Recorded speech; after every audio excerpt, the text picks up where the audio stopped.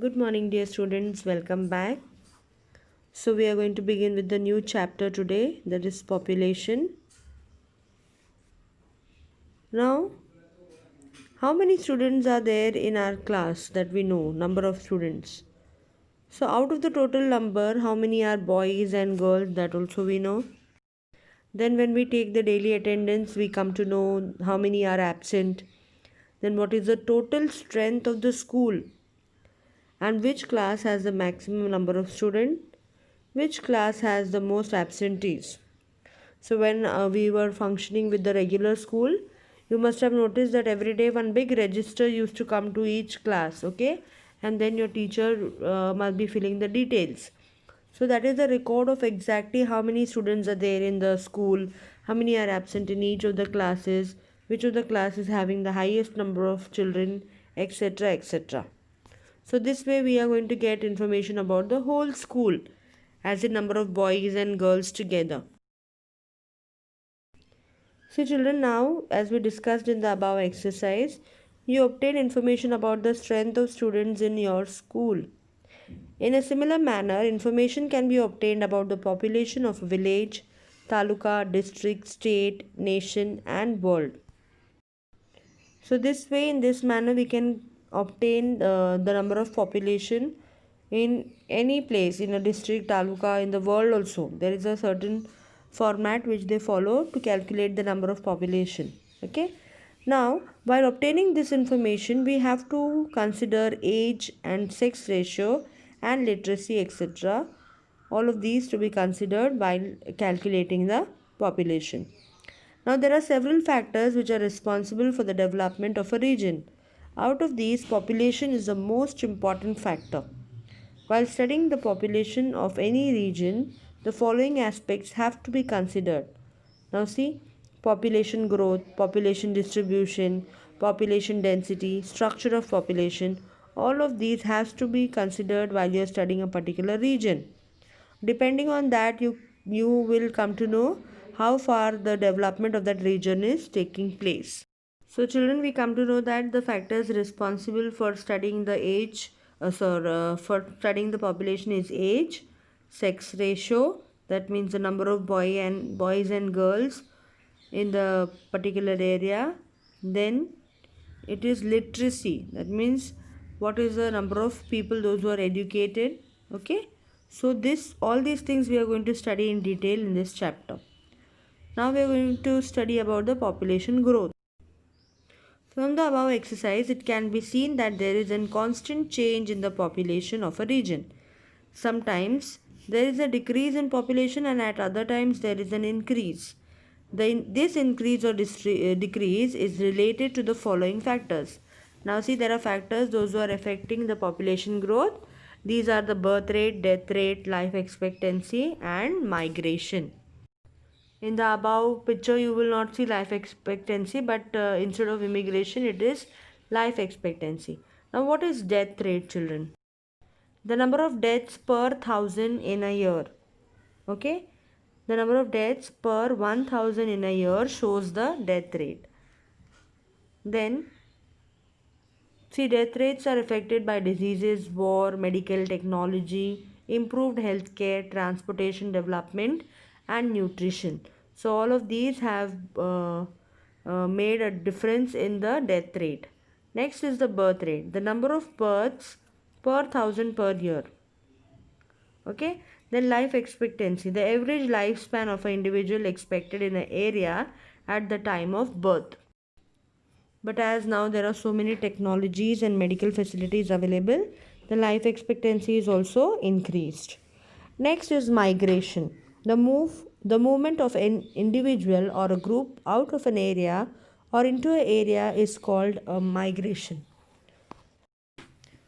So when people move into a region from outside for residence, it is called in migration. And when people move out of the region for residential purposes, it's called out migration. So there are two types of migration, in and out. People coming to one particular area for settling down is in migration, or going out is out migration.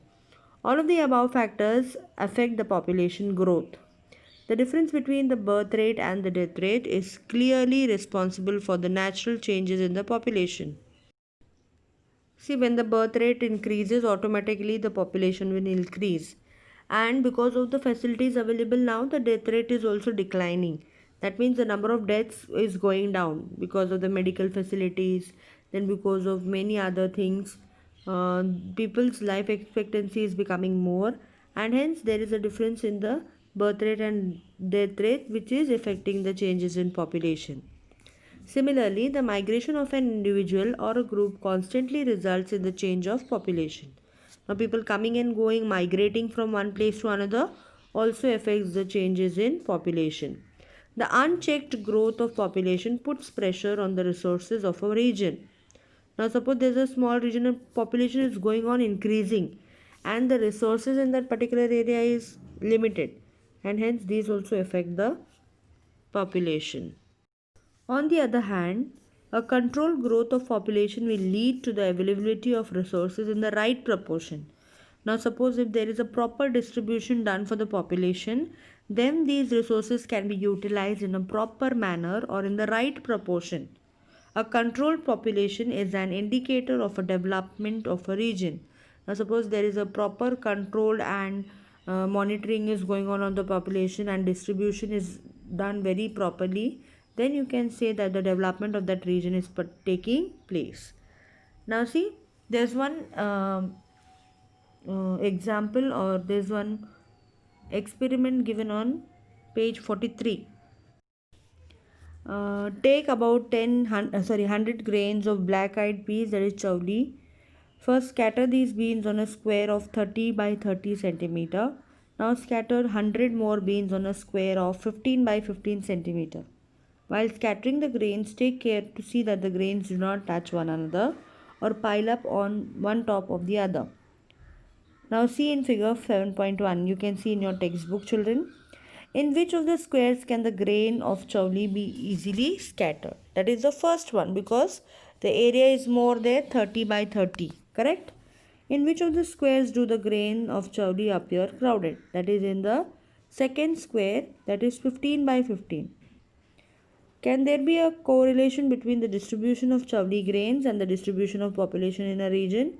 Yes, of course, because same way as these chawlis you have put in the boxes, same way population also is being distributed in a particular area.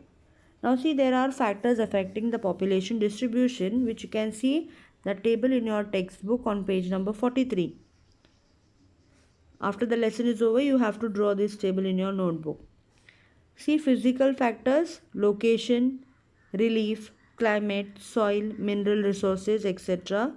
Then economic factor, agriculture, industry, urbanization, transport, markets.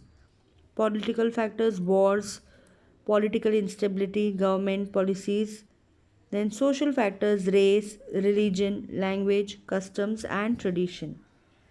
Now, when the grain of chawli are scattered over two areas of different sizes in the larger area, the distribution appears sparse. See figure 7.1 in your textbook, children, you will understand better. Similarly, we can understand the distribution of population in a region. Some are mountainous while others are flat plains. Geographical conditions vary. Some regions are well endowed with natural resources while others have limited resources. These conditions affect the distribution of population. In areas with abundant resources, naturally the population is more. In these areas, there is dense population distribution. In areas with scarce resources, unfavorable climate, undulating terrain, etc., the population distribution is sparse. That means when these places where there is no proper resources, water availability, then climate is not favorable. Automatically, people don't prefer such places for settling down. Yes or no? And hence, the places where there is a lot of natural resources available, there is proper climate, etc., favorable for living, population becomes more over that area. So, children, for today we'll stop here. We'll continue the lesson in part 2. Thank you. Have a nice